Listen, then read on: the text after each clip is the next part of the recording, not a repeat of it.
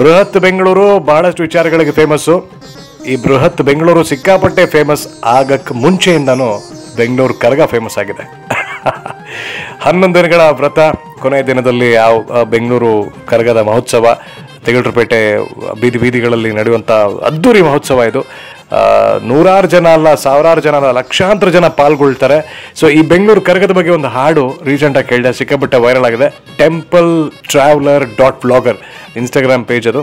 Temple traveller ಅಂತ ಹುಡುಕಿದ್ರೆ ಸಿಕ್ಬಿಡುತ್ತೆ. ಅದ್ರೊಂದು ಚಿಕ್ಕ ಬಿಟ್ಟು ಕೇಳಿಸ್ಕೊಳ್ಳಿ ನೀವು. ಶುರುವಾಯ್ತು ಬೆಂಗಳೂರು ಕರ್ಗ, ನೋಡೋ ಕುಂತು ಬೆಂಗಳೂರು ಸ್ವರ್ಗ, ಗಲ್ಲಿ ಗಲ್ಲಿ ಸುತ್ತಿ ನೋಡು ಶ್ರದ್ಧೆಯಿಂದ ಸ್ವಾಮಿ ಬೇಡು.